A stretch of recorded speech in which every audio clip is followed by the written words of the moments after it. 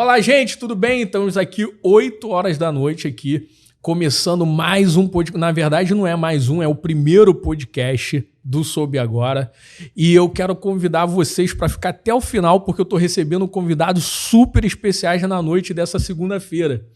E você que está acompanhando pelo Instagram, corre lá no YouTube, se inscreve no canal, ativa as notificações. Eu estou recebendo aqui o deputado federal, pastor Ottoni de Paula, nosso amigo convidado de hoje, que veio aqui nos presentear com mais uma honra da sua presença. Muito obrigado, pastor Ottoni. Estou recebendo aqui também o nosso Marcão paraquedista, pastor Marcão, veterano paraquedista, e o homem grava vários vídeos aí, é de direita, fala também bastante coisa, tão polêmico quanto o deputado Ottoni, e é uma noite de uma conversa muito produtiva, uma conversa muito boa, e já tive a honra de receber o pastor Ottoni antes, de ter uma entrevista antes com ele. Essa entrevista bombou, teve mais de 1 milhão de pessoas. Hoje não é uma entrevista, é uma conversa, mais um bate-papo, foge daquela pressão de entrevista que nós tivemos antes, mas mesmo assim, mesmo sendo uma entrevista, passou de 1 milhão de visualizações, foi um sucesso absoluto. Por quê? Porque esse homem aqui é polêmico, responde tudo, e prova disso que não fez exigência de pergunta nenhuma. Isso é uma das coisas boas de entrevistar o Ottoni, não tem combinação de perguntas. Eu separei algumas aqui para mim não esquecer, mas não tem nenhuma combinação porque ele não foge da conversa. Seja bem-vindo, deputado. Grande prazer receber o senhor aqui. Tiago Franco, que prazer estar aqui com você. Eu soube agora que era você, porque quando o Marcão, meu amigo, pastor Marcão, fez essa ponte, não é? Eu só sabia o nome do nosso podcast, Soube Agora, e aí por isso é que eu estou fazendo esse trocadilho aqui, dizendo que eu soube agora que era você. Tiago é um amigo de longas datas, não é? E é meu vizinho também, moramos no mesmo condomínio, mas já não nos víamos já tem algum tempo, né, Tiago? E é uma alegria muito grande estar aqui com você. Eu espero que esse nosso bate-papo renda muitos frutos. Sim, e o Marcão aqui, pastor Marcão, e aí, grande prazer receber o senhor. Explica quem é o Marcão.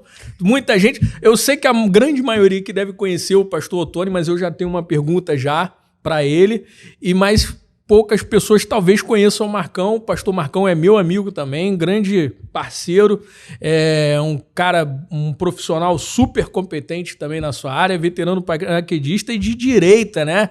Tá aí falando pra caramba nas redes sociais de direita. E aí, pastor, fala aí pra gente. Tiago Franco, é uma honra e um prazer. Muito obrigado, meu amigo. Eu tô do lado de um ícone, né? Um conservador. Falar do deputado Ottoni de Paula, amigo, é falar do Brasil. É falar da pátria, é falar do Rio de Janeiro.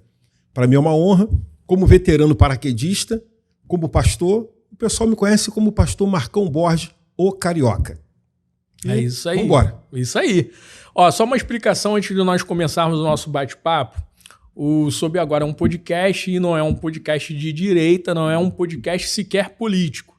É um podcast que vai receber vários convidados, várias personalidades. Para você ter uma ideia, semana que vem aqui o ex-presidente do Flamengo, Edmundo Santos Silva, e a Rosicléia Campos, que é a ex-treinadora de judô da seleção brasileira, também esposa do Edmundo Santos Silva. Então, toda semana nós vamos estar recebendo convidados diversos, de nichos diferentes e tal, mas eu escolhi o pastor Ottoni, porque nós já tivemos uma entrevista antes, o pastor Ottoni é uma pessoa super solícita diante da nossa amizade, e eu considero que eu estou começando aqui com o pé direito.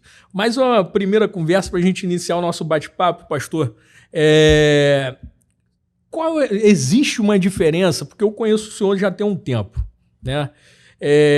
Conheci o senhor no início, quando o senhor foi vereador, hoje o senhor é deputado federal, indo para o segundo mandato? Isso. Segundo mandato de deputado federal. Existe uma diferença do Ottoni de antes, quando começou de vereador, e o Ottoni de agora? Tiago, o ser humano ele está em processo evolutivo a cada dia, não é? Quem diz que é a mesma pessoa de anos atrás é porque evoluiu. Isso ao invés de crescer, não é? A gente muda, a gente se transforma, A gente passa a ver o mundo por outra ótica, não é? Isso tem a influência da idade, da maturidade. Quando você começa a dar ouvidos a coisas que você não queria sequer ouvir, porque se achava o dono da verdade ou que tinha, não é, essa verdade com você.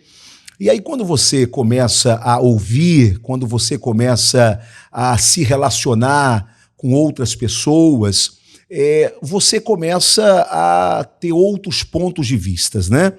Isso não significa que você tenha mudado a sua essência. Isso significa que você tenha avançado, e principalmente na questão do respeito.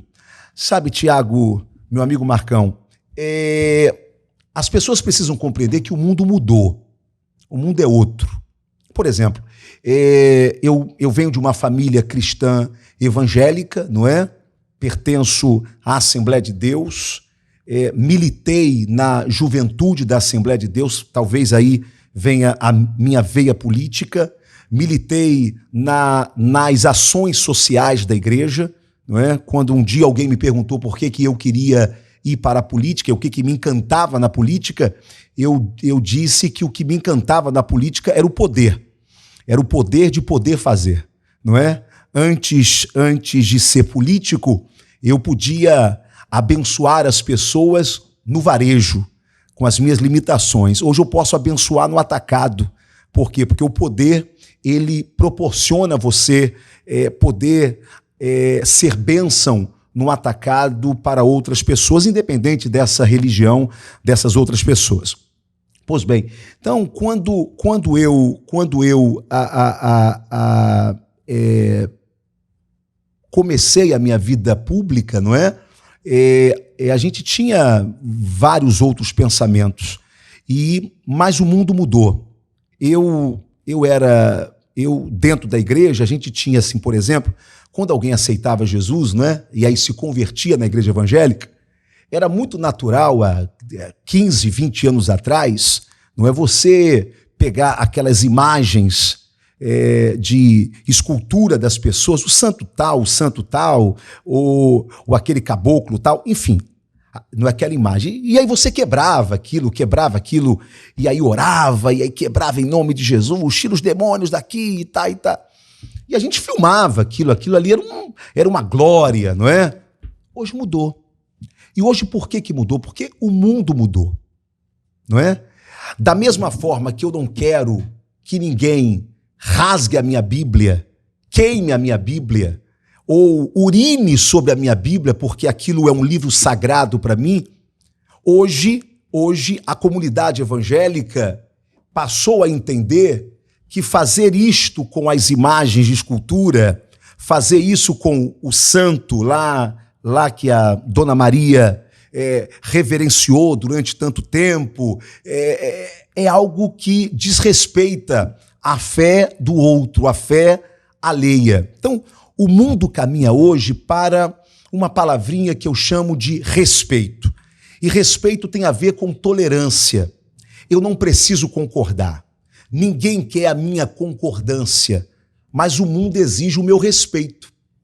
Por exemplo, eu posso não concordar à luz da Bíblia, à luz da minha compreensão bíblica, por exemplo, com o casamento homossexual, porque a Bíblia tem uma posição muito clara sobre isso. O casamento é sacramento. Mas eu preciso respeitar o que hoje é lei no Brasil, que é a união estável. Por quê? Porque não é justo duas pessoas do mesmo sexo que se amam, e quem sou eu para julgar o amor de quem quer que seja, se amam, e elas constituem ali uma união familiar, um núcleo familiar, e aí amanhã uma dessas pessoas morre, e para onde vai o bem dessa pessoa, não é? Então, a gente precisa respeitar de que, embora eu tenha uma posição religiosa que entendo que o casamento é entre um homem e uma mulher, biblicamente falando, e o casamento é um sacramento, ok? Entre um homem e entre uma mulher, mas eu preciso respeitar pessoas que vivem o amor e não vivem o amor dentro desta compreensão heterossexual, não é? Isso não significa de que o homossexual, ele quer o meu aplauso. Ele não quer meu aplauso, dane-se o meu aplauso para ele, mas ele quer o respeito. Ele quer saber se eu respeito ou não. Então, é esse processo evolutivo dentro aí da sua pergunta, e eu estou tentando aqui ser o mais claro possível, ou seja, eu sou o mesmo Ottoni de anos atrás? Não. Eu sou um outro Ottoni, onde a minha essência é a mesma, mas a minha compreensão de visão de mundo se amplia por conta da maturidade. É isso. O pensamento da religião, e até hoje isso tem enraizado dentro da religião, que política e religião não se mistura. E até uma coisa que eu queria até ouvir a opinião do pastor Marcão também, porque muita gente ainda pensa assim. Claro que hoje política ela tá tão comum, a discussão política até mais comum até do que futebol, né? As pessoas discutem política, falam política e tudo mais. Só que ainda dentro da igreja, principalmente as igrejas mais tradicionais, o senhor encontra ainda esse tipo de pensamento de que religião e política não se mistura? Eu não sei se o pastor Marcão Borges concorda comigo, mas, Tiago, deixa eu só lhe dizer, eu também concordo que política e religião não devem se misturar. A história mostra isso. A história mostra, lá no tempo de Constantino, não é?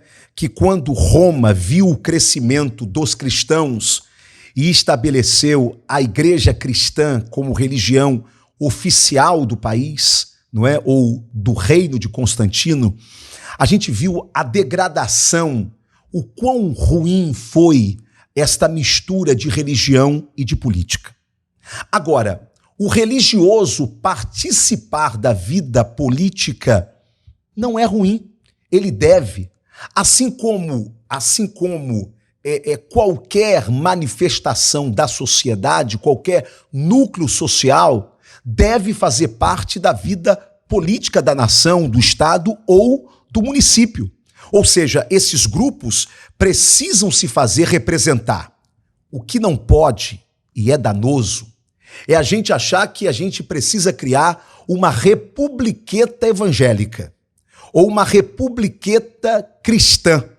Assim como eu não quero para o meu país uma república ubandista, assim como eu não quero para o meu país uma república católica. Não, eu quero o meu país laico. Eu quero que o meu país continue laico. Aliás, pegue qualquer livro aí de história, a ideia de laicidade vem do protestantismo.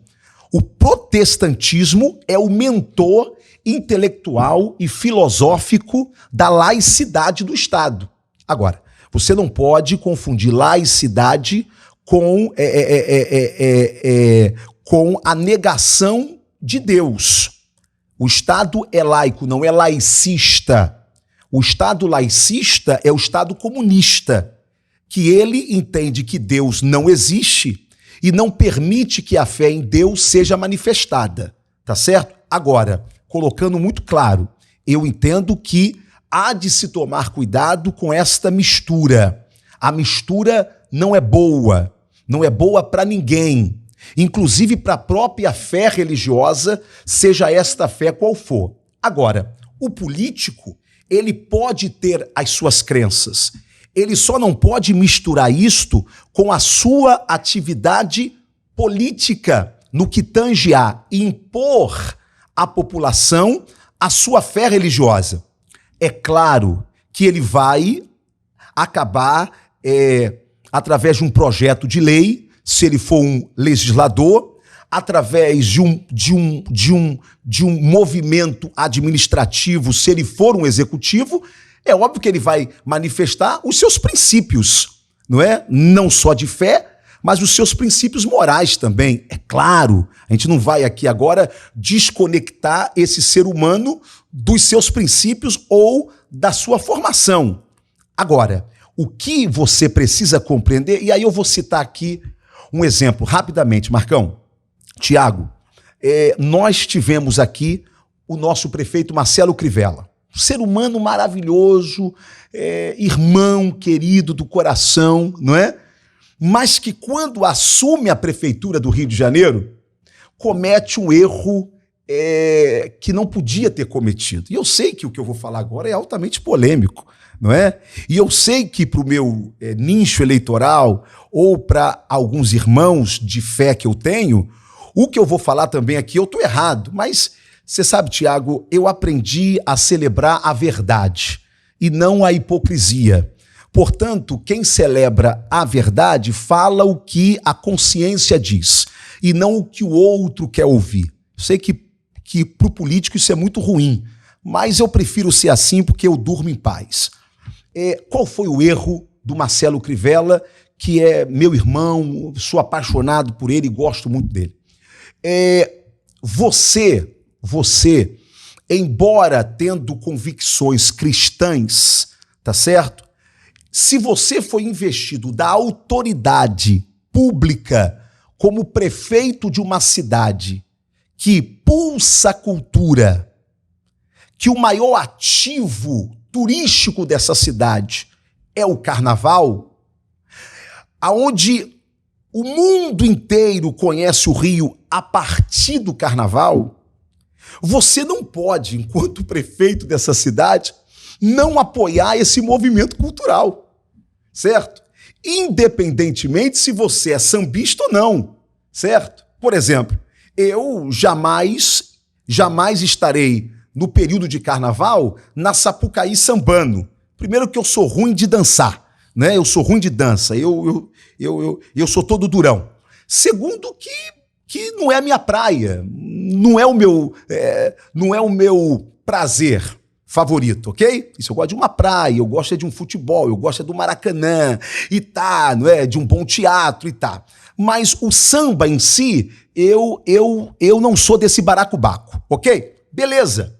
Agora, enquanto prefeito da cidade do Rio de Janeiro, eu acho que o carioca, ele não está preocupado se o prefeito é sambista ou não. Ou se ele vai colocar um chapéu Panamá e vai ficar fazendo graça lá na Sapucaí. Agora, o que o carioca quer é que o prefeito compreenda que o samba é um ativo, primeiro, cultural e é um ativo econômico da cidade do Rio de Janeiro. Se você for pegar, e a gente falou sobre evolução, né? E Sotone, você pensa a mesma coisa do que você pensava lá atrás? Não. Quando eu era vereador na cidade do Rio de Janeiro, eu tinha uma compreensão completamente errada. Eu achava de que a prefeitura não deveria investir no carnaval, por exemplo. Tá certo? Hoje eu tenho uma outra compreensão. Porque o que você investe no carnaval, do retorno que o carnaval traz, em termos de turista, em termos de atividade econômica, só para você ter uma ideia, o último carnaval movimentou quase 5 bilhões de reais na cidade do Rio de Janeiro. O último carnaval trouxe quase 500 milhões de reais só de ISS, que é o imposto da prefeitura.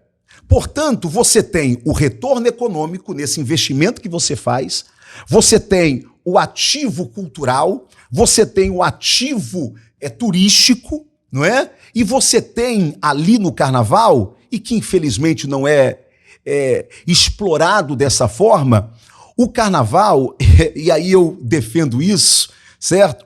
Hoje eu defendo de que o carnaval deveria ser o ano inteiro. Eu defendo de que você precisava ter o carnaval fora de época.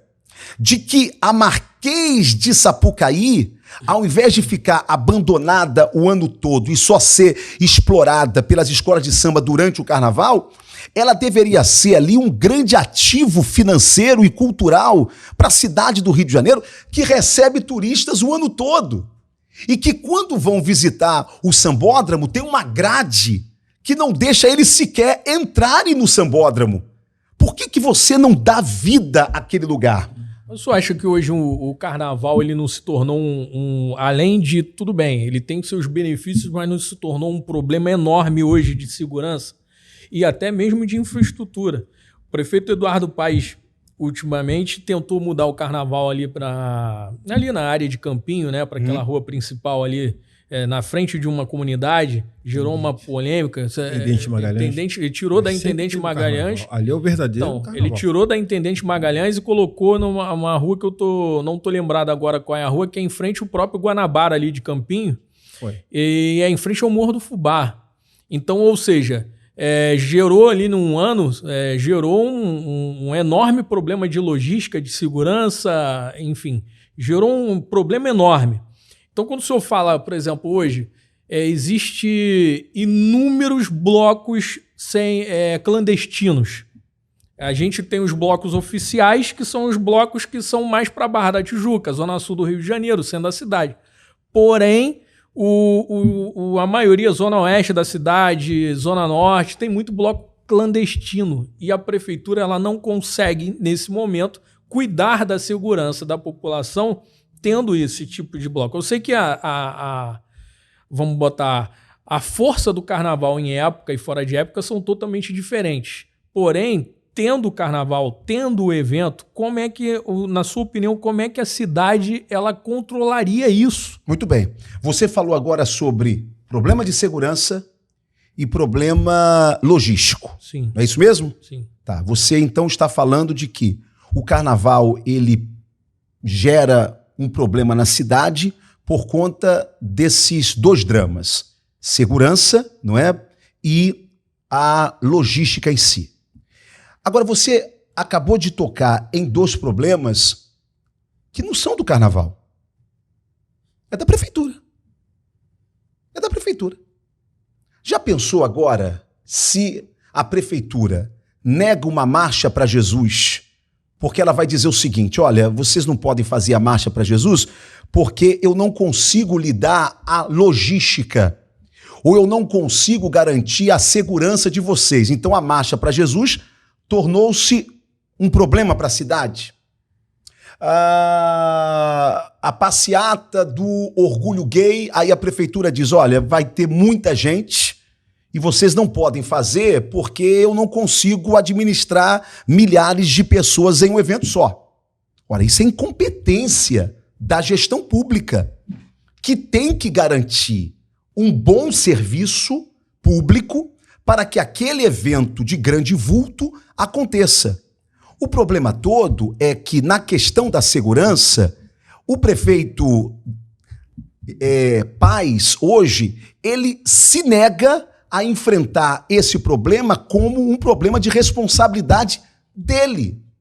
Ou seja, o que Eduardo Paes quer convencer ao carioca? E ele repetiu isso várias vezes, não durante a campanha. Durante a campanha tem um vídeo dele dizendo de que segurança pública é também responsabilidade do prefeito. Mas, Marcão, durante a gestão, ele coloca a culpa no Estado.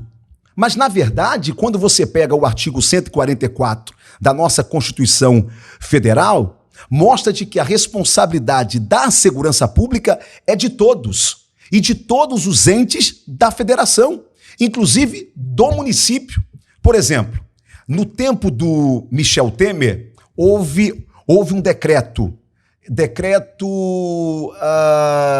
13.675, se eu não me engano o número, aonde se criou o SUSP, Sistema Único de Segurança Pública, que colocava as guardas municipais como partícipes da segurança pública, juntamente com as polícias civis, militares, Polícia Rodoviária Federal e Polícia Federal, ok? Então, a Guarda Municipal faz parte do sistema de segurança pública.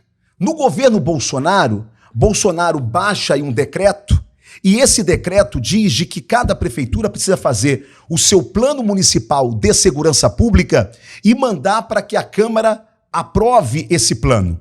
Bem, além do atual prefeito nunca ter feito um plano de segurança pública para a cidade do Rio de Janeiro, até hoje a Guarda Municipal não está no SUSP, se comunicando, por exemplo, com a própria Polícia Militar.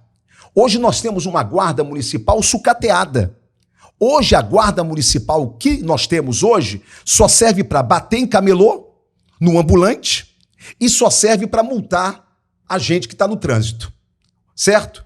E cumpre o papel que o Eduardo Paes acha que ela tem que cumprir, proteger praça e bens públicos. Mas eu pergunto, qual é o maior patrimônio do Rio de Janeiro? É a vida dos cariocas, não é o prédio público. A minha pergunta é, por que que a cidade do Rio de Janeiro é uma das poucas capitais do Brasil que não tem, por exemplo, uma guarda municipal armada como São Paulo, como Belo Horizonte, como as principais cidades do Brasil inteiro? Eu sou a favor. Eu sou a favor. Não de sair armando guarda. Até porque essa guarda municipal que aí está, e que eu respeito muito os seus servidores, essa é a guarda do Eduardo Paes. O que nós precisamos fazer, primeiro, é pegar esse servidor que está desanimado, se sentindo desrespeitado, que não tem um investimento nem no reajuste do ticket de alimentação há mais de 10 anos, um servidor que o uniforme que ele usa, ele tem que comprar, porque a prefeitura não dá a ele. Ou seja, esse camarada, ele vai para a rua desmotivado ou pronto para participar da patifaria de qualquer corrupção. A gente precisa, além de incentivar esse servidor público, e eu conheço a Guarda Municipal, nós temos servidores altamente competentes, mas eu defendo sim o armamento da Guarda, mas não saindo distribuindo arma para a Guarda Municipal, não. Eu defendo a criação de uma Academia Municipal de Segurança Urbana, aonde nós vamos formar esse guarda municipal, não é? E aos poucos, depois de treinamentos psicológicos, organizacionais, efetivos, você vai armando essa guarda. Para quê? Para que ela combata os pequenos delitos. Você sabia, Tiago, de que a maioria dos delitos denunciados nas nossas várias e várias delegacias aqui do estado do Rio de Janeiro, e principalmente na cidade do Rio de Janeiro, são pequenos delitos? Furtos de bolsa, furtos de celular. A PM não tem que cuidar disso, amigo. A PM tem que cuidar dos grandes delitos e permitir que esses pequenos delitos sejam cuidados pela guarda, porque a guarda é a polícia de proximidade do cidadão. Ok? Então, eu entrei aí nessa esfera sobre segurança porque eu aqui defendo que um grande evento como o Carnaval, ele não pode ser proibido, ou aquele bloco, aquele outro bloco, porque por conta de segurança. A prefeitura tem que garantir essa segurança e tem que garantir a organização e a viabilidade daquele evento. O senhor falou de armamento da Guarda Municipal. Eu vou confessar ao senhor que eu sou a favor em um aspecto e sou contra em outro. Sou contra numa situação. Por exemplo, hoje o policial militar do Rio de Janeiro, e aí vou dar a oportunidade também para o pastor comentar, o policial militar do Rio de Janeiro ele tem um problema. Quando ele tem uma ocorrência, ele responde na justiça militar, que é devido, porém, nós não temos... A minha preocupação é como o guarda municipal vai responder por qualquer eventualidade numa justiça comum.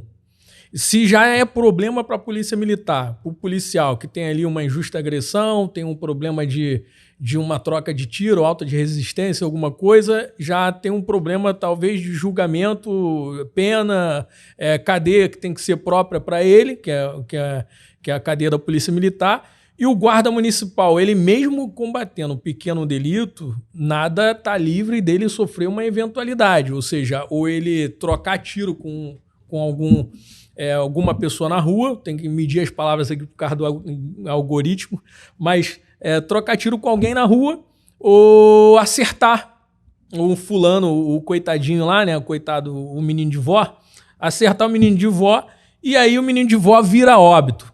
Como o guarda municipal vai responder isso? É a minha única coisa contra. Por quê? Porque questão de armamento da guarda municipal, se ele tiver treinamento, se ele tiver ali a capacidade, se ele tiver o psicológico, que é outra coisa também muito importante. Claro. Hoje a gente conta com uma... Você não pode sair distribuindo armas. Você conta com uma polícia militar que não tem psicológico para estar na rua, de tanto massacrada que é. Sim. Então, como o guarda municipal ele vai encarar isso daí? Principalmente na esfera criminal, para qualquer eventualidade. Quer falar, Marcão, primeiro? Olha, ele tocou num assunto muito sério. Falou de eventos. Carnaval, concordo com tudo que o deputado Otônio de Paula falou aqui, mas a fiscalização de eventos é obrigação da prefeitura. Se ela fiscalizar, certamente não vai ter evento clandestino. Como produtor cultural, todos os eventos de grande massa que eu juntei e eu fiz, tanto no secular quanto também o evento cristão, eu cumpri toda a legislação, até sair o alvará do evento. Mas voltando aqui agora para o armamento da Guarda Municipal e alguma eventualidade que saia do controle numa reação do guarda, vai ter a corregedoria, correto? Sim. Lá na corregedoria da Guarda, ele vai ter que prestar os esclarecimentos, vai ter câmera no uniforme. E se ele for acusado e provado que cometeu um delito, a cadeia do guarda municipal, como força auxiliar do Estado na segurança, vai ser a mesma do PM e do policial civil. Sim. Então, mas só um adendo, eu acho que, por exemplo, eu concordo. Só que eu acho que a justiça que vai julgar é a mesma justiça que está soltando na vagabundo. Eu não resisto. Mas vou soltando um menino de vó nessa como é que se fala? Custódia, né? Nessa audiência de custódia. Então, ou seja, não estou criticando a justiça, não. Sim. Mas eu estou falando que é essa mesma justiça, os mesmos juízes que vão julgar uma eventualidade de ação da Guarda Municipal? Deixa eu só lhe dizer aqui uma coisa. Primeiro, repito, ninguém aqui está propondo uma Guarda Municipal armada da noite para o dia. Primeiro ponto é esse. Nós precisamos formar a nossa Guarda Municipal. O que não pode acontecer é nós termos uma Guarda Municipal, o maior efetivo do Brasil, subutilizado. Nós não podemos, certo? Houve um decreto agora, deste atual governo, agora do presidente Lula, que prevê que as guardas municipais podem, inclusive fazer blitz. Ou seja, ela pode, isso segundo esse último decreto, que é o que faz hoje São Paulo. São Paulo hoje, quem cuida da segurança da capital, principalmente, é a Guarda Municipal. Eu estive lá. Aliás, eu estou visitando todo o Brasil, não é? Até como pré-candidato à Prefeitura do Rio de Janeiro, eu preciso fazer isso. E o que eu estou vendo? A Guarda Municipal de São Paulo, ela usa armamento de grosso calibre. Fuzil, por exemplo, certo? Ela usa. A questão toda é a seguinte: nós queremos uma Guarda Municipal como está, subutilizada, que o menino de vó sabe que pode lhe assaltar porque aquele camarada ali não pode efetivar contra ele uma ação efetiva, porque não tem armamento nenhum, certo? Ou seja, ele não tem medo daquela figura que está ali. Porque aquela figura que está ali, ela não tem nenhum armamento que possa colocar esse bandido, esse menino de vó, conforme você está falando, no lugar dele, tá certo? Por quê? Porque ele é simplesmente um camarada que tem uma arma não letal e um cacetete na mão dele e que não vai poder fazer nada. A questão toda é: por que São Paulo dá certo? Belo Horizonte dá certo? Por que todas as capitais e o Rio e mais 2 capitais que não têm guarda armada? Ou seja, todas as capitais estão erradas e em todas as capitais você está tendo problema ou está acontecendo algum problema no Rio de Janeiro? E eu vou dizer qual é o problema do Rio de Janeiro. É que o prefeito não quer carregar sobre ele o problema de que, se houver algum problema, e se um guarda municipal usar uma arma indevidamente, qual foi o prefeito que bancou a segurança armada da Guarda Municipal? Portanto, ele não quer esse problema político com ele. Então, na verdade, é falta de coragem de assumir uma responsabilidade que é do prefeito da cidade também. Repito, e digo claro, aliás, o guarda municipal, ele não se torna uma polícia municipal quando ele está armado. As atribuições estão muito claras na Constituição, certo? Ele é um agente auxiliar de segurança pública da Polícia Militar, certo? Ele é subordinado à Polícia Militar dentro do nosso escopo constitucional, ok? Agora, ele precisa garantir ao cidadão carioca que vale mais do que prédio, que vale mais do que praça, de que a presença dele ali vai coibir o crime de realmente acontecer, principalmente esse crime de menor potencial ofensivo, que são esses pequenos delitos. É isso que eu defendo. O senhor falou que vem pré-candidato a prefeito. Sim. Historicamente, candidatos segmentados, eu não estou falando que o senhor é um candidato segmentado, sim, mas a partir do momento que o senhor é pastor, logicamente a gente já tem o trauma do Crivella. Sim. Então, não que o Crivella vai ser convidado para vir aqui, não que... mas foi ruim mesmo. Foi ruim pra caceta. Mas o que acontece? Candidatos segmentados têm uma dificuldade enorme de ganhar a eleição. E a pergunta que eu faço ao senhor é o seguinte: o senhor acha que o senhor tem ali um nicho muito forte, que é evangélico, mas historicamente Crivella só ganhou porque ele veio contra o Freixo no segundo turno. O senhor acha que qualquer pessoa fora desse nicho, porque não é um nicho que teoricamente ganharia uma eleição para prefeito do Rio de Janeiro, o senhor acha que pessoas fora desse nicho tendem a votar no pastor Ottoni? E outra, ainda tem um agravante: o presidente Bolsonaro, que é um outro assunto também que eu tenho para falar com o senhor, o presidente Bolsonaro tem um candidato próprio no município do Rio de Janeiro, que também, na minha opinião, não ganha nem para síndico. Mas tudo bem, beleza, tem o direito, está pontuando, e essa pontuação seria importante. O senhor acha que segmentado no nicho evangélico, o senhor tem chance de ganhar a eleição? Em primeiro lugar, eu não me considero segmentado no nicho evangélico. Eu fiz uma pesquisa e a cada 10 cariocas que me conhecem, certo? 7 não sabem que eu sou pastor. Por quê? Porque, primeiro, que eu nunca me apresentei como pastor na vida pública. Segundo, que eu nunca fiz discurso pró-igreja ou pra-igreja na minha vida pública. Segundo, que a minha postura política sempre foi uma postura política de combate. O meu linguajar, a forma de eu falar, tá certo? Portanto, o que todo mundo sabe é que o Ottoni é conservador. O Ottoni é conservador. O conservadorismo pode ter religião e pode não ter religião. Você tem ateu conservador. Você tem católicos conservadores, tá certo? Então, eu, mediante a essa pesquisa, posso lhe afirmar que, ainda que tentem criar esse estereótipo no Ottoni, não é? Isso, o Ottoni, ele é segmentado, o Ottoni, ele é pastor, ele é um próximo Crivella, tá certo? Quem me conhece e quem conhece a forma que eu falo e a minha forma combatente de fazer política, sabe que há um abismo de comportamento político muito grande entre eu e o meu querido Crivella, que eu gosto muito dele, que como ser humano é maravilhoso.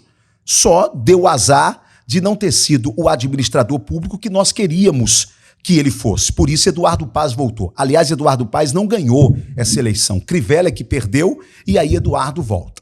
Pois bem, vamos embora fazer aqui uma matemática rapidinha? É só para te dar uma resposta clara. 5 milhões de eleitores na cidade do Rio de Janeiro. De voto útil, você tem de 3,7 a 4 milhões de votos úteis na cidade do Rio de Janeiro. Desses votos úteis, segundo o IBGE, de 30% a 35% são votos de eleitores evangélicos, que cresce a cada eleição. Vamos pegar 30%. 30% desses 4 milhões, vamos pegar 4 milhões de votos úteis, dá 1.200.000 votos, ok? O voto cristão evangélico, ele é muito interessante. Ele se divide na proporcional. Ele vota para vereador, vota para deputado estadual, em quem asfaltou a rua, em quem internou a mãe dele, em quem ajudou, em quem... Ok. Independente de religião. Quando chega na majoritária, esse voto é meio que um voto... desculpe a comparação, é um voto meio que maçônico, tá certo? Por quê? Porque é um voto ideológico. É um voto na causa, não é? Então, como é que é esse voto? Ele procura primeiro o irmão dele. Se ele não achar um irmão dele, ele então vota em quem se aproxima da identidade dele, do que ele pensa. Por isso é que Bolsonaro conseguiu esse ativo entre a igreja evangélica. Por isso é que Garotinho conseguiu esse ativo do voto evangélico. Por quê? Porque a postura, a fala e os compromissos morais lembravam muito aquilo que esse nicho eleitoral pensa filosoficamente, pensa moralmente, ok? Pois bem, então nós temos 1.200.000 eleitores pegando 30% desses 4 milhões. O Ottoni, por 2 legislaturas, é o deputado federal mais bem votado desse nicho eleitoral, ok? Ottoni é o único candidato cristão evangélico nessas eleições. O voto evangélico se divide na proporcional, mas ele se une na majoritária. O Ottoni poderá ter o quê? 100% desse voto? Claro que não. 70%? Não. Tá, então o Ottoni é o único candidato desse nicho eleitoral. Ele vai ter 50%? Não. Se o Ottoni tiver 35% desse eleitorado, o Ottoni tem 400.000 votos diretos. Eu não vou aqui calcular aqui com você e dizer para você que para cada voto direto em uma majoritária, você tem mais 2 ou 3 votos indiretos, porque é o voto da família. Também não vou falar aqui para você sobre o voto conservador, que está entre os católicos, entre o ateu, entre o espírita, entre o umbandista. Também não vou falar do voto bolsonarista, que por mais que Bolsonaro ou o PL lance um candidato, e isso eu até falei com o presidente Bolsonaro, não há ninguém mais identificado com o Bolsonaro nesses últimos 4 anos do que eu. Isso aí do que o Ottoni. Eu tive a Polícia Federal na minha casa, certo? Por ordem aí de Alexandre de Moraes. Fiquei 2 anos sem as minhas redes sociais por ordem do ministro Alexandre de Moraes. Portanto, eu sofri todas as agruras de um bom soldado que esteve ao lado do presidente Bolsonaro fielmente durante 4 anos. E eu acho que, de alguma forma, parte desse bolsonarismo vai reconhecer isto. Mas eu não estou calculando nada disso. Vamos ficar com os 400.000 votos diretos, que representa apenas 35% desse voto evangélico. E aí eu te pergunto, e você não precisa me responder. Você acha que o Ottoni, que você conhece, o Ottoni pode pensar e ter a audácia de dizer, Tiago, eu posso ter 35% do voto da igreja. Ok? Posso. Muito bem. Eu tenho 400.000 votos diretos. Vamos embora fazer uma retrospectiva. Freixo foi para o segundo turno com Crivella. Sabe com quantos mil votos em 2016? Com 500.000 votos. Crivella foi para o segundo turno agora com o Eduardo Paes. Sabe com quantos mil votos? 570.000 votos. Eu estou falando de 400.000 votos diretos. Portanto, eu desafio um pré-candidato hoje à cidade do Rio de Janeiro que possa afirmar que ele tem um colchão eleitoral, uma plataforma eleitoral, uma base eleitoral que parta de 400.000 votos. A diferença entre eu e o ex-prefeito Marcelo Crivella, além do comportamento político, ele era o bispo Crivella, eu não sou chamado de pastor Ottoni, deputado federal, a não ser por quem é da mesma fé e que me conhece enquanto pastor, que é o seu caso. Eu sou chamado de deputado Ottoni de Paula, que vai no samba, e que conversa com o padre Disseu, que é o padre lá de Quintino, lá da igreja de São Jorge, que se reuniu com a turma de matriz africana ali no Mercadão de Madureira, que dialoga com a nossa cultura. Eu sou esse Ottoni, tá certo? Que pode ter sido em um mandato do presidente Bolsonaro, visto até como extrema-direita. Mas quem me conhece sabe que o que eu defendi eram os meus princípios. E o que eu estava ali defendendo era o meu líder político naquele momento. Tá certo? Muito bem. Então, esta diferença entre eu e o Marcelo Crivella, além de ser uma diferença abissal no que tange ao comportamento político, eu tenho uma diferença muito grande com o meu querido Crivella, que é uma diferença, como é que eu diria? É uma diferença de apoio popular da igreja. O Crivella nunca teve o apoio popular de dentro desta comunidade evangélica porque ele era universal. E a Universal, ela sempre foi vista politicamente como uma igreja, isso nessa esfera política, né? Isso não tem nada a ver com os nossos queridos irmãos da Universal, mas como uma igreja que só se aproxima da comunidade evangélica quando quer voto. Não é? Então, ele sempre teve esse problema. Desculpa, eu não quero ser aqui vaidoso. Diferente do Ottoni, tá certo? Que não tem esta limitação de diálogo com toda a comunidade evangélica. Então, por isso é que eu lhe afirmo que é claro que se o Ottoni fosse um pré-candidato à Prefeitura do Rio de Janeiro que só conversasse com os evangélicos ou que defendesse uma república dos crentes no Rio de Janeiro, esquece, irmão, pelo amor de Deus. Mas não é o meu caso. Veja o meu histórico. Veja se o meu comportamento enquanto político ele é um comportamento pastoral ou se ele é um comportamento político. O carioca, ele não está preocupado com a religião do próximo prefeito. Eu tenho pesquisa que mostra isso. Ele está preocupado se o próximo prefeito pensa a cidade. Quais são as ideias do próximo prefeito para a cidade? Inclusive alguns pontos ideológicos, né? Se é Bolsonaro, se foi Bolsonaro, se é Bolsonaro, ou se foi Lula, ou se é Lula, também não interfere muito nessa eleição. Porque essa eleição, quem quiser ser candidato aqui no Rio de Janeiro, tem que falar da cidade do Rio de Janeiro. Tem que enfrentar os reais problemas do Rio de Janeiro, que está acima de alguns problemas de debate ideológico, certo? Debate ideológico, ele funciona muito no aspecto nacional. Aborto, ideologia de gênero, etc, etc, etc. Que eu tenho as minhas posições claras, tá certo? É só me pesquisar aí na internet. Agora, e a praça? E a reforma do posto de saúde? E a creche da Rocinha, que a prefeitura só tem uma creche ali dentro? E o transporte público que vai além da reforma do BRT? E os modais que não estão alimentando o BRT? É lindo o BRT amarelinho, lindo, maravilhoso, mas está custando quanto para o carioca aquele BRT bonitinho que o Eduardo Paes está fazendo? E as linhas auxiliadoras? E algumas que sumiram e ainda não voltaram?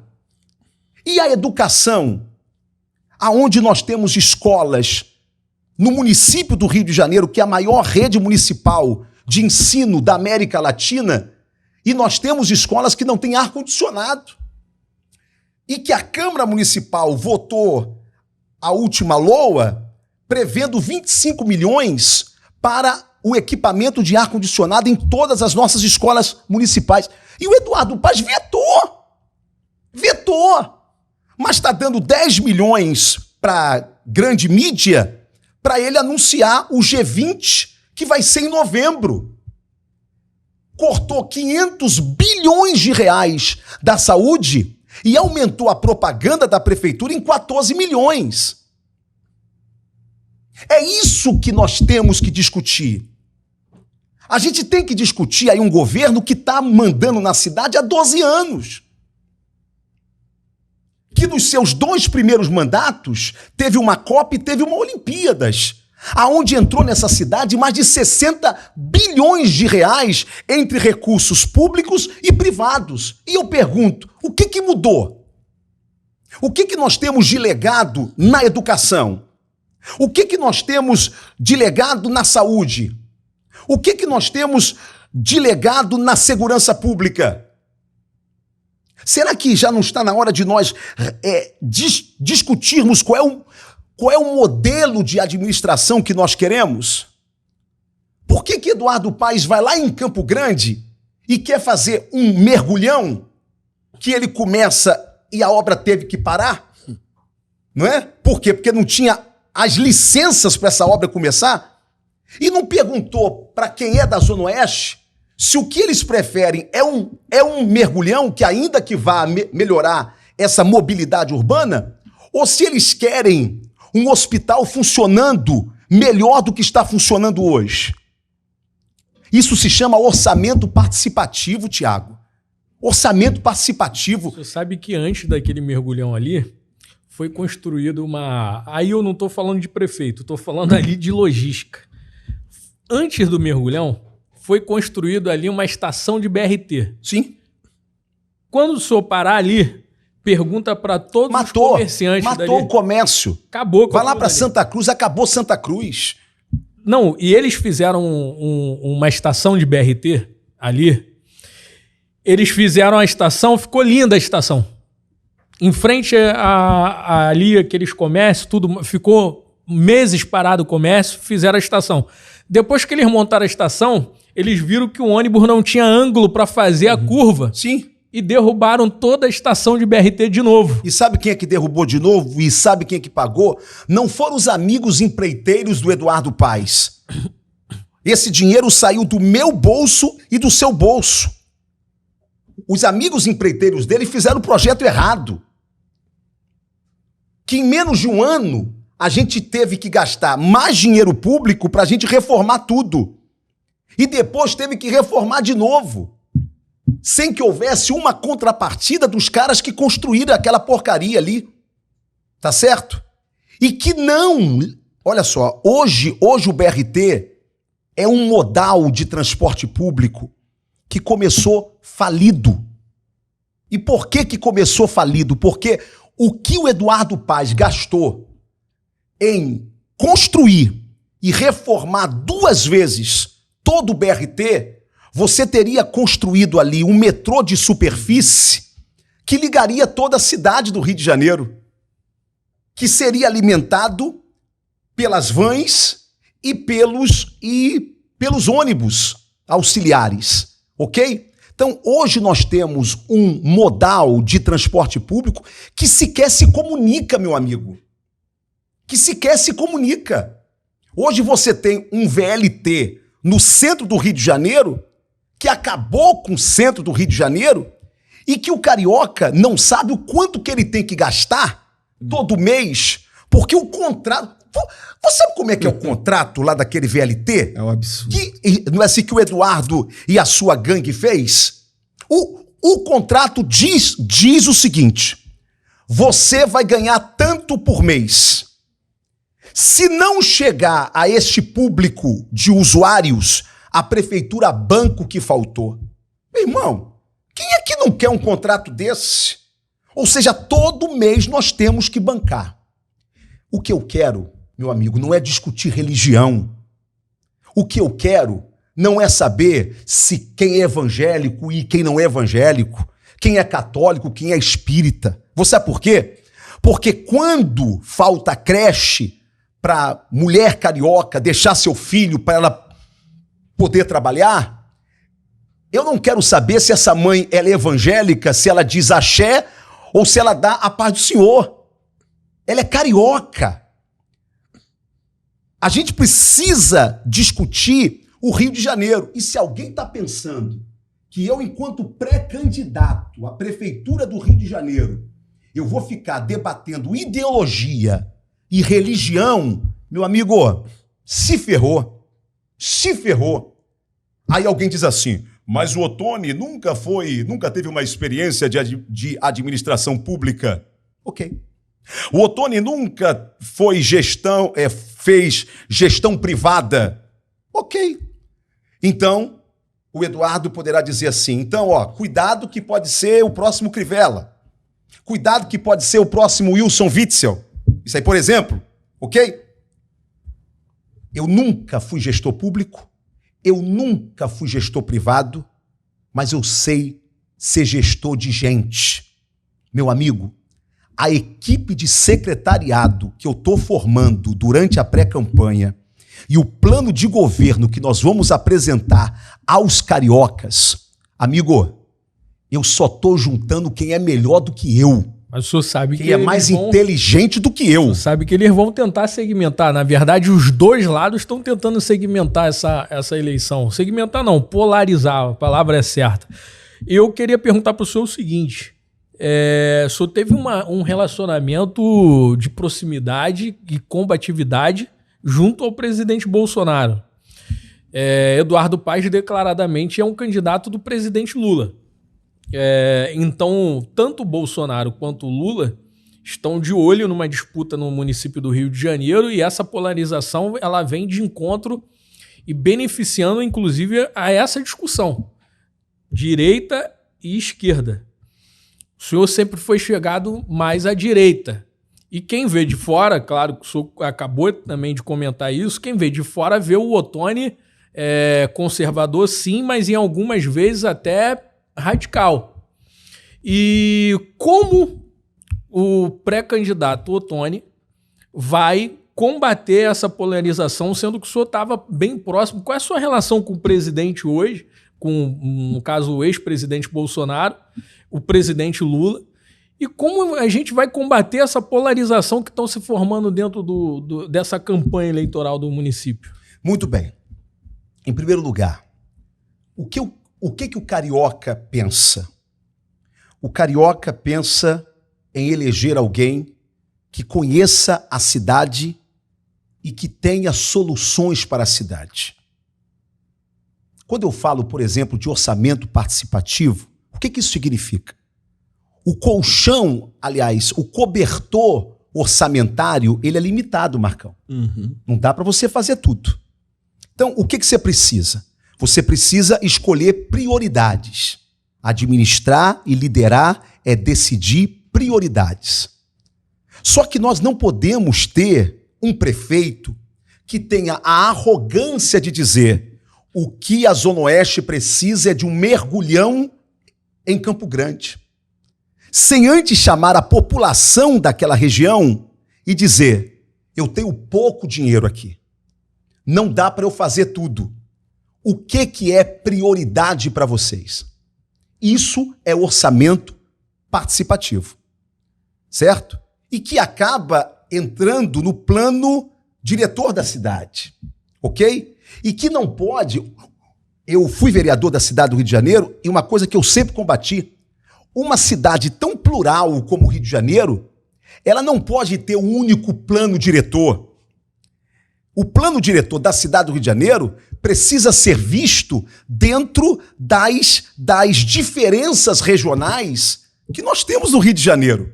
As complexidades da Zona Norte não são as mesmas complexidades da Zona Oeste, que não são as mesmas complexidades também da Zona Sul, por exemplo, ou do centro da cidade, ou da Zona Leopoldina.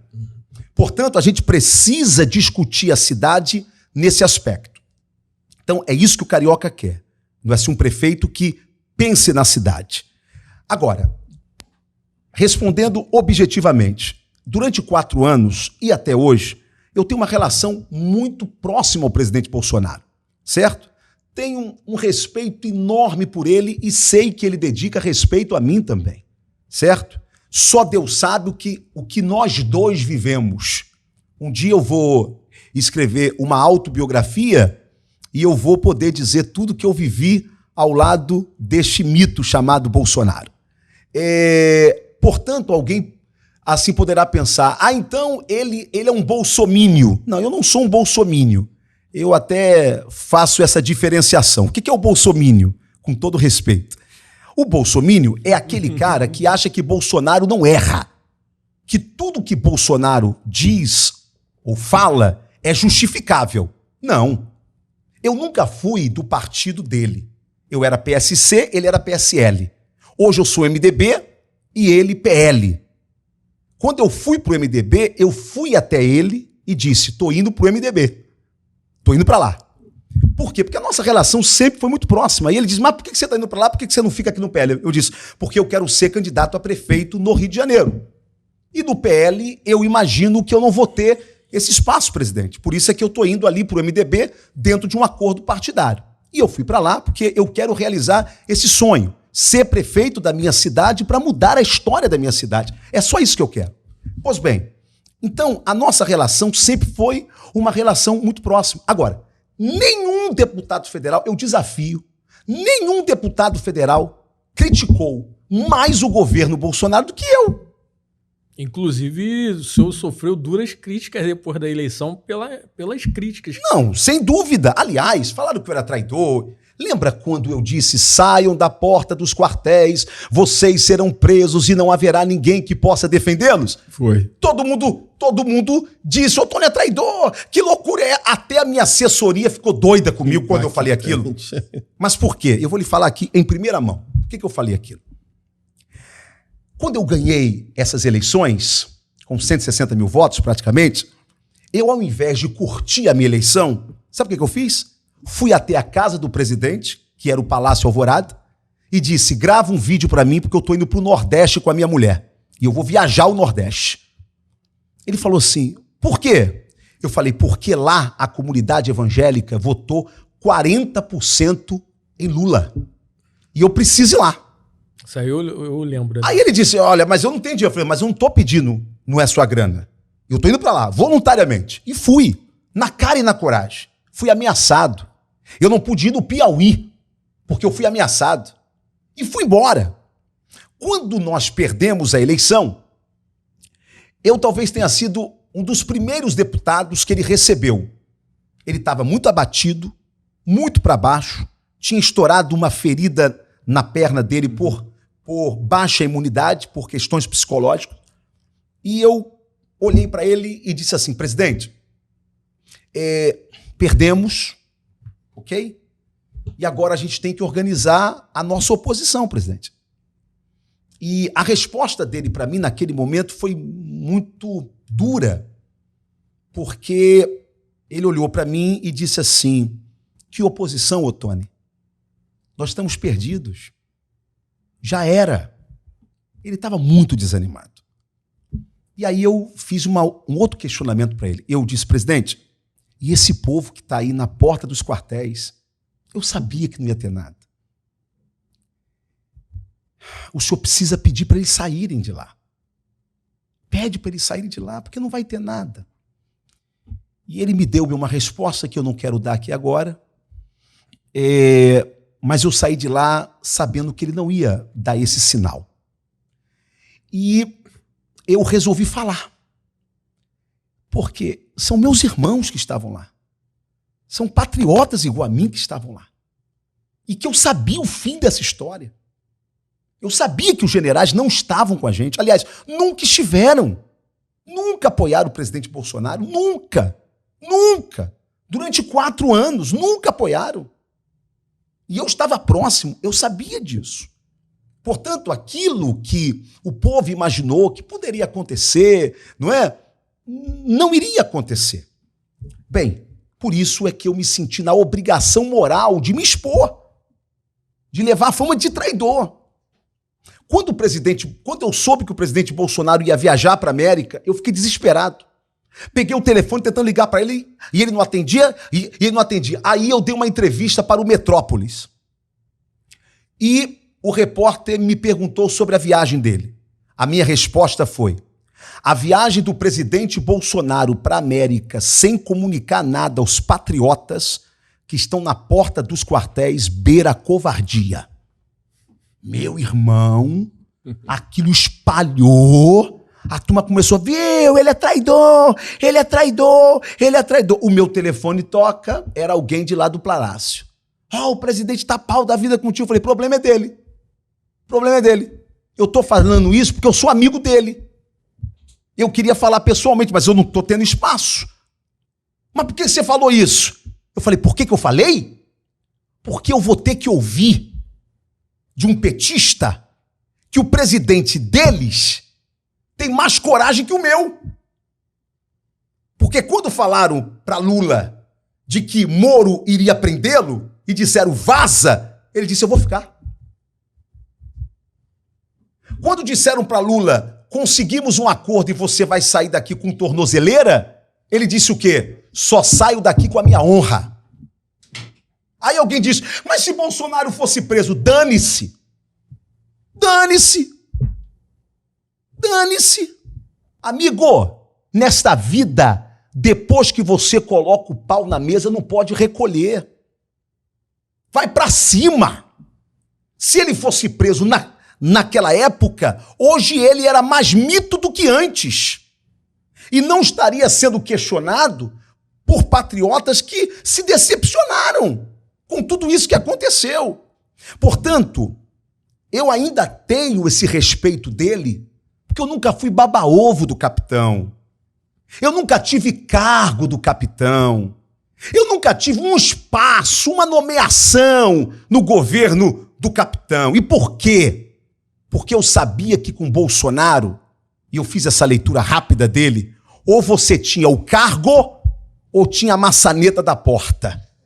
Eu fiquei com a maçaneta da porta. Então, desculpa, meu amigo. Deixa eu olhar aqui para os seus seguidores. O pretinho aqui tem moral. Eu tenho moral para fazer a crítica que eu quiser fazer. Agora, saiu aí na Jovem Pan. O deputado federal Ottoni de Paula votou 72% dos projetos com o governo Lula. Aí começaram a dizer, Ottoni traiu. Eu sou traidor o tempo todo. Ottoni traiu. Peraí. De onde que veio essa conta? Eu votei 72% nos projetos do governo Lula? Amigo, 60% dos projetos aprovados até hoje no parlamento nasceram do parlamento. Não nasceram do governo Lula. Nasceram de um entendimento do parlamento. Mas vamos lá. Será que o Brasil quer de mim uma oposição por oposição? O governo Lula manda um projeto que é bom para o Brasil. Aí eu digo, vou votar contra. Por quê? Não, porque eu sou contra.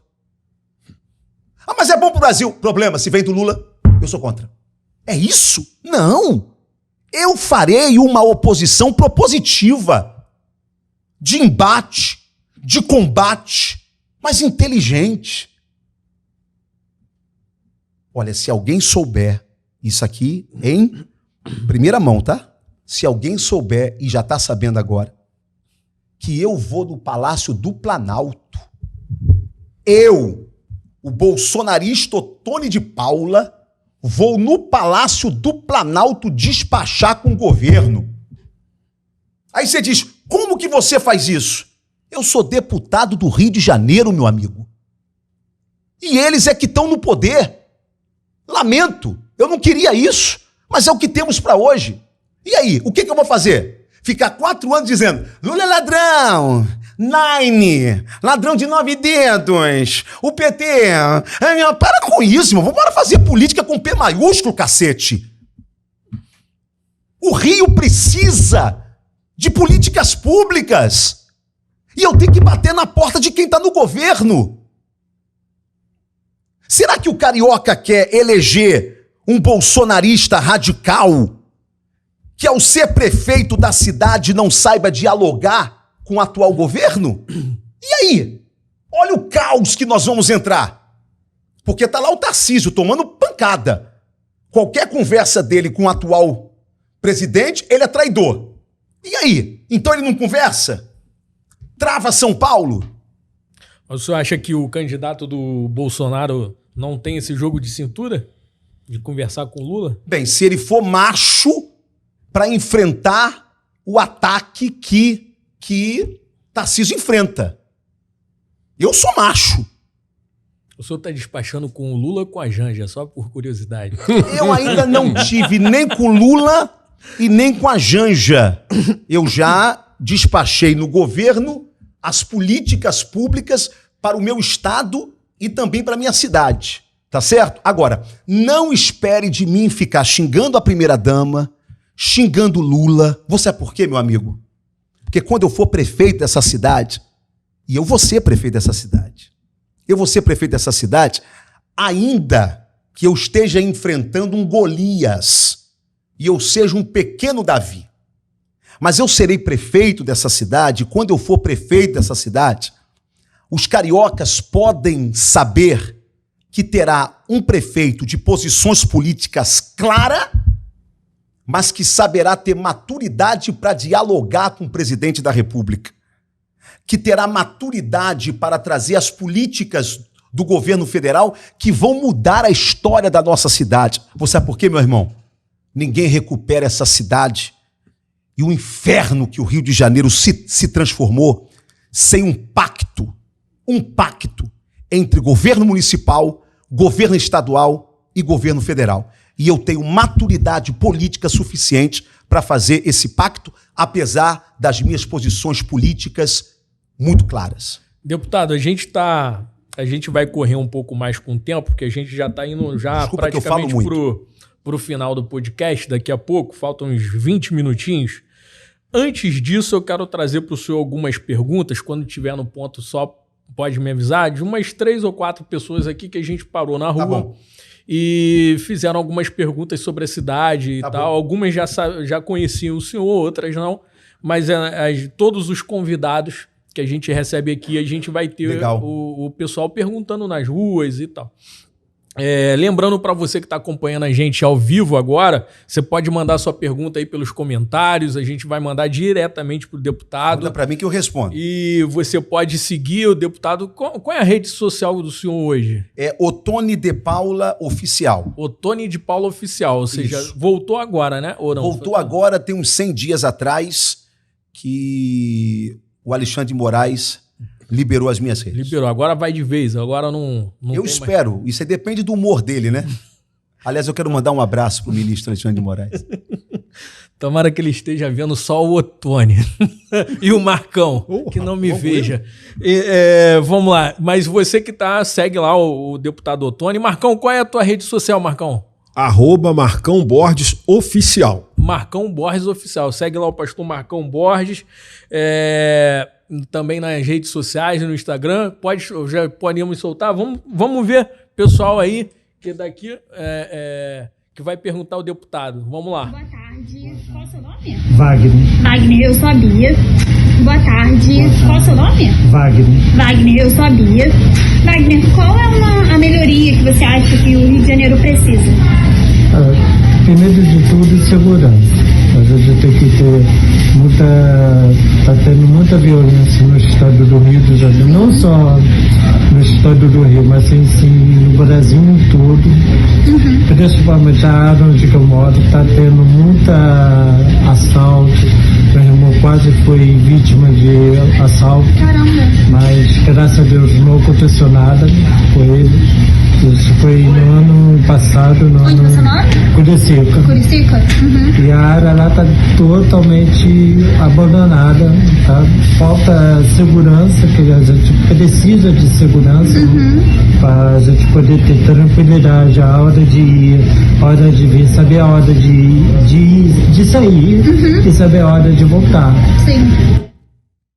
Deputado, esse daí é o Wagner, Wagner, né? O nome dele? Wagner aqui, o trabalhador, funcionário ali do Guanabara. A gente vai correr um pouquinho contra o tempo, mas ele tá falando de segurança. Está sendo assaltado, Curicica. O bicho tá pegando. O pessoal que tá morando, não é só Curicica, Jacarepaguá como um todo, Rio de Janeiro como um todo, Barra da Tijuca. Segurança, deputado. Um desafio enorme pro prefeito do Rio de Janeiro. Deixa eu te perguntar aqui uma coisa. Se hoje o governador do estado dissesse: vou aumentar o efetivo da Polícia Militar em mais 8.000 homens armados para fazer uma segurança pública de maior proximidade do trabalhador, você aplaudiria o governador do estado? Puxa, temos mais 8.000 homens qualificados e tá, ok? Todo mundo aplaudiria, ok? Sim. Ok. O governador não vai poder fazer isso, até porque o estado está em recuperação fiscal, então não tem como fazer isso, mas o prefeito tem à disposição dele 8.000 agentes de segurança pública inabilitados a fazer segurança pública porque não estão armados. Se eu não me engano, há 10 anos ou 5 anos não tem concurso da... 10 anos. Sim, que não tem concurso da Guarda Municipal. Porque esse tema é um tema que Eduardo Paes não se preocupa. Aliás, você sabe por que o projeto das UPPs faliu? Não? Quando o ex-governador Sérgio Cabral criou as UPPs, que foi o maior projeto de segurança pública urbana do mundo inteiro. Aquilo era para dar certo, só não deu por uma única razão. O Estado entraria com o armamento, fazendo com que a bandidagem saísse da comunidade, prendendo os bandidos, e numa segunda etapa caberia ao prefeito da cidade entrar com as políticas públicas urbanas dentro das favelas, dentro das comunidades. Ou seja, pavimentação, reforma de escola, ou seja, tomar com o poder público a comunidade. Fazer com que a comunidade se sentisse antes, o único patrocinador dela era o tráfico, agora não, agora vai ser o Estado mesmo. Simplesmente Eduardo Paes não fez isso. Eu tenho mais uma pergunta para o senhor, só mais uma, que a gente está correndo com o tempo, mais uma do pessoal da rua. Tem aí, junto com a Bia, né? Conheci a Bia, deputada ali, ó. A Bia tá fazendo sucesso na rua. Essa é a Bia. Pode soltar. As obras. Eu que ando muito de carro, é muito ruim ficar... A questão do trânsito, né? Engarrafamento. Para melhorar o trânsito, dá uma... Boa tarde, qual é o seu nome? Alcídia. Alcídia, eu sou a Bia. Qual é a melhoria que você deseja para o Rio de Janeiro? Olha, primeiramente a segurança e depois é acabar com essas obras. Eu que ando muito de carro, é muito ruim ficar... A questão do trânsito, né? Engarrafamento. Para melhorar o trânsito, dá uma adiantada nas obras que estão um pouquinho paradas. Qual é o nome dela mesmo? Que eu não... Alcides. Alcides. Deputado, eu sei que todo mundo quer melhoria.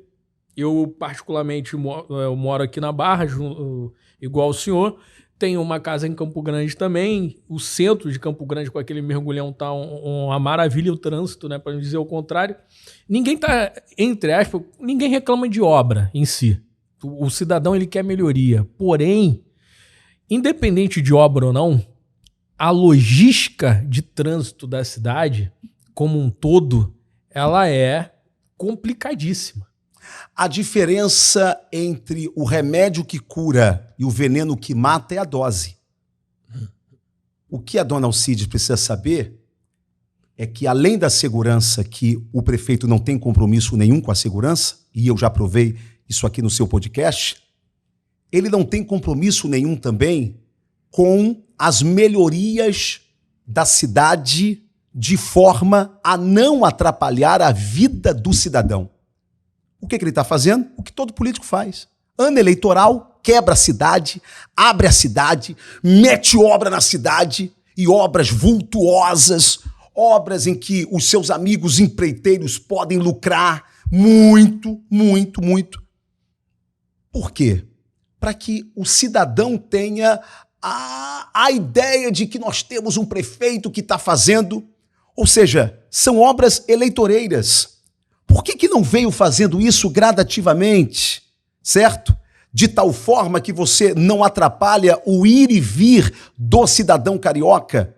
Então, é esse o problema. O que a dona Alcides e vários cariocas estão vendo com essas obras e algumas paradas e algumas que não vão ser inauguradas até a eleição, porque abril tem que parar tudo por conta do calendário eleitoral, certo? Essas obras ficarão aí, todas abertas, atrapalhando a cidade do Rio de Janeiro, atrapalhando os cariocas, para que o Eduardo Paes diga: eu sou o prefeito que faço as grandes obras do Rio de Janeiro. É isso. Bom, nós estamos caminhando para o final. Vou dar oportunidade já para o nosso deputado e para o pastor Marcão fazer suas considerações finais. Infelizmente, a gente hoje tem pouco tempo, né, aqui no estúdio, mas eu quero desde já, depois a gente combinar outro dia para o deputado estar aqui de volta junto com a gente, antes de ter essa questão toda eleitoral, mas nós vamos combinar porque tem muita coisa ainda que eu não consegui perguntar pro deputado, e o deputado é bom de papo, que é boa, a entrevista flui. Então, ou seja, tenho muita coisa ainda para falar, e aí eu vou já deixar no esquema aqui, porque conforme vai passando o tempo, o homem vai ficando mais requisitado, mas a gente vai tentar trazer de novo aqui. Aí depende muito da agenda do deputado, mas a gente vai torcer para conseguir. Então você que está aí, eu vou pedir mais uma vez, você que está no YouTube, dá um pulo lá no Instagram, segue lá o nosso Instagram, Soube Agora Rio e Rede Soube Agora, além de todas outras redes Soube Agora, tem Rede Pet, Fã, dica de filme, o pessoal tem dica de filme, dica de série, tá acompanhando o Big Brother aí o dia inteiro. A Michelle que tá aqui com a gente, entende tudo de Big Brother, ninguém tá vendo ela, mas você vai ver ali tudo de Big Brother, a Michelle que faz, a Bia que tava aqui, quase apanhou na rua hoje, deputada, essas duas aí, mas graças a Deus, Deus deu o livramento, sobreviveram, entendeu? Aí, ou seja, primeiro de tudo, antes de encerrar, eu queria agradecer toda a equipe, no caso a Bia, a Michelle, que estão aqui, fizeram esse Soube Agora nas ruas, para trazer perguntas para o deputado. Você que está aqui até agora com a gente, que ficou até esse momento aqui ouvindo a nossa conversa, batendo papo com a gente pelos comentários, mandando mensagem. Você também vai ter o WhatsApp, vai ter um link no WhatsApp em todas as nossas redes sociais para você mandar o seu recado, mandar o seu alô. Tudo nós vamos passar para o deputado, para ele responder, para o pastor Marcão também.